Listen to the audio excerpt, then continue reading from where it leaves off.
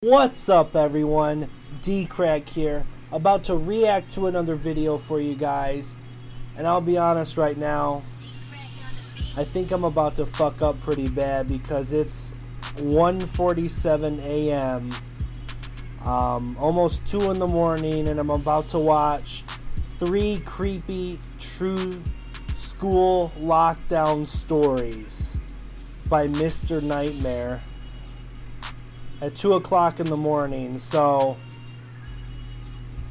I'm probably going to be up all night after this or have fucking nightmares, but let's go ahead and get started.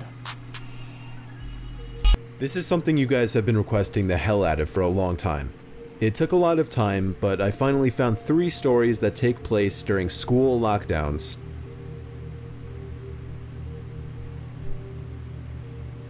It was a typical boring day in calculus, only it was Friday, 7th period, meaning the week was almost over and spring break would finally be upon us, so everybody was getting antsy in their seats, I could tell. We didn't have a test that day like a lot of my friends did with their other teachers, so our teacher in the middle of class just decided to start playing games with us on Sporkle.com. He was a very laid-back teacher like that. As we were doing some brand logo quiz on Sporkle, I remember the exact moment it happened. Right after my friend answered a question, I remember the exact answer too, Adidas. The dean's voice came through the loudspeaker.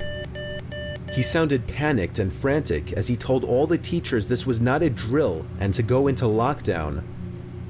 I actually got the chills and I got goosebumps on my arms as our usually laid-back teacher too seemed panicked as he ran to turn off the lights and ushered us to the back corner of the room. We all sat in silence for about 2 minutes, and then the usual buzzing that came from a panel in the back of the room ceased, indicating that the school must have cut all the power. We all looked at each other, realizing this must be serious. A few more minutes of waiting later, we heard a man screaming at the top of his lungs coming down the hallway. 2 girls in the class actually started crying, which made all of us even more scared. As the screaming got closer to the classroom, the lunatic-sounding man started banging on the lockers while screaming, "I'll kill all of you." It was at that moment that I started to fear for my life. My teacher shushed us as we all looked at each other to see our peers' reactions. The banging then moved from the lockers to our classroom door, and that's when one of the crying girls screamed no. The banging on the door only grew worse as the man started screaming, "Open up." 2 of the girls in the class were crying out loud now. Keep that door shut. It felt like an eternity that man was pounding at the door. But eventually, he finally continued down the hallway, screaming like a mentally insane person until we could not hear him anymore. How the hell did he get into school? I'd say 10 minutes later, though it felt like half an hour given the situation, the dean came back on the loudspeaker explaining the situation, which was surprising for him to do. He explained that some apparently mentally unstable person entered the building and assaulted the woman sitting at the front desk, causing her to flee the building screaming, and staff wasn't sure if the man was armed or not. Now this was before the school had cameras or could afford proper security, so the school was wide open to something like this happening. Oh. The staff had done a sweep of all the hallways and classrooms not like that and nowadays, couldn't find him. I tell you so that. the dean instructed the teachers to resume teaching but to keep all the doors locked and to not let any students leave for any reasons. The most disturbing part, however, is that one of the janitors working the night shift found the man sleeping in one of the storage closets near the back end of the school. God. And according to rumors that were spread by my peers, sticking out of his pocket was a .44 Magnum.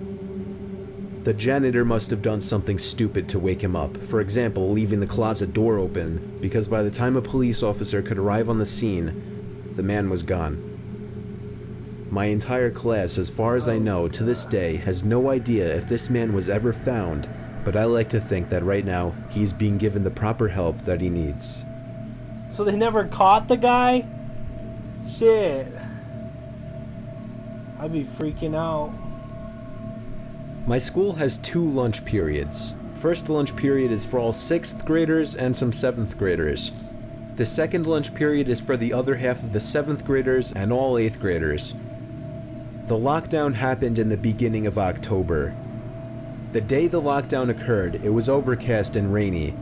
During the first lunch period, I heard 4 loud booms. I personally thought it was thunder, but the entire lunch crowd started screaming.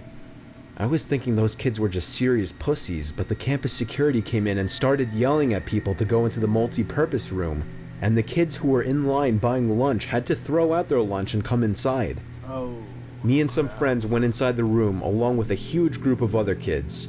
Everyone was curious as to what was happening. Our multi-purpose room is huge, and the back wall of the room is made of see-through glass. When me and my friends were rushed inside the campus, security was covering the glass with the curtains, and there were adults at every exit. My friend Eric was curious, as well as the rest of us, so he asked one of the adults what was going on. When he came back, he said, "You know how right in front of TMS there's those houses?" I replied, "Yeah."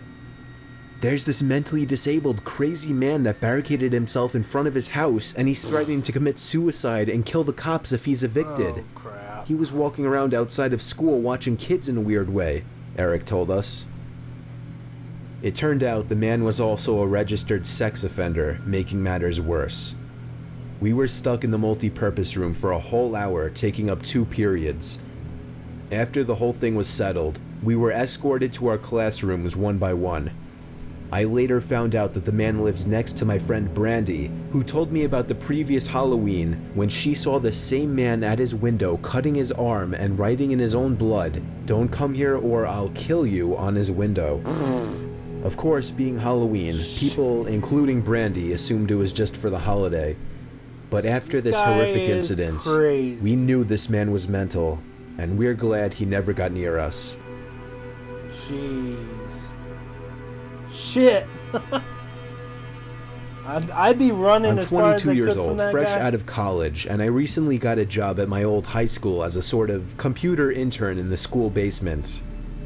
The basement of the school is very messy and disorganized, but there is a small 3-person office that's actually very nice down there.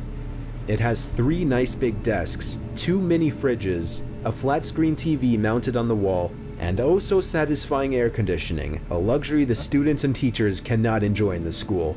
And of course all the school servers and other computery stuff. I got the job because 3 of my old computer teachers flat out adored me. I could actually consider them as real friends, not just teacher figures, so they all helped tremendously in landing me this job. It's been great, until something that happened a few weeks ago. My 2 co-workers that shared the office with me, Dave and Gary, weren't in the office at the time. They were upstairs working on papers or whatever. I was eating my sandwich during my lunch break when I got a phone call from one of the women in the front office telling me the school was on lockdown and that somebody, possibly armed, had entered the school. There wasn't much that I could do other than turn off the lights because, surprisingly, as nice as this little office was, it didn't have an actual door to it, just a big opening, and the door to the whole basement didn't even have a working lock. For my own safety, I did turn off all the lights in the office and my computer screen. I kept my phone on the desk, texting both Gary and Dave, but they wouldn't respond. Jeez. I sat down there in the dark, playing games on my phone for like 20 minutes, waiting for the call from up front to tell me to resume working. I had no idea what was happening. I couldn't hear what was going on upstairs from down here, but I was not allowed to make any calls until I was informed that the lockdown was over. Then the noisy basement door opened. As the creaking echoed across the basement and into my office, I sat up from my seat, wondering if I should call out Gary or Dave. I was eager to get some info from them. Someone then came running down the stairs, and their footsteps were approaching my office. I pushed away my chair and crawled under my desk. Somebody entered the office but did not turn on the lights. There was just silence. I can't even describe the fear I was experiencing. I felt like if I made one sudden noise, I'd be a dead man. Suddenly, my phone dinged as I got a text message. I felt my entire world shrivel up and die Oh, you at dumb that one motherfucker. moment. First thing as I would have done is clenched put my my teeth phone in on fear. silent. footsteps suddenly moved closer to me until I finally dove out from under the desk in capitulation, begging whoever it was not to kill me. And just then, someone grabbed my arm and pulled me up. It was some guy in a red plaid button-up, jeans, and a reddish-black cap. He told me, "It's okay, I'm just down here hiding with you." "What's going on up there?" I whispered to him. He kind of ignored my question and asked me if there's an exit down here. I told him, "Yeah, around that way." Before he could do anything else, I asked him, "Who are you?"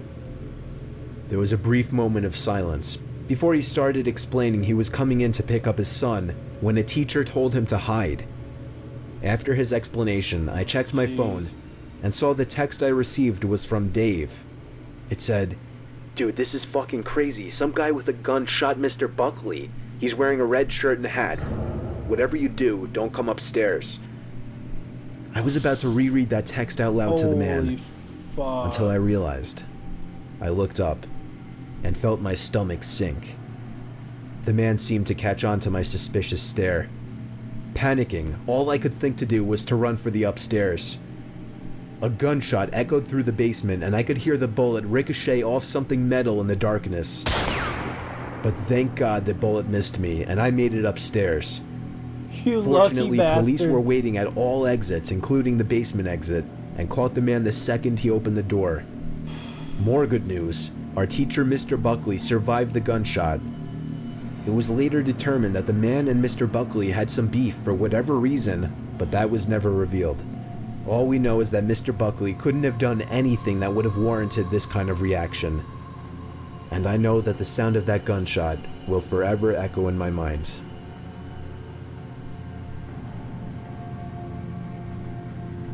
Jeez. Well, okay, that was a little creepy.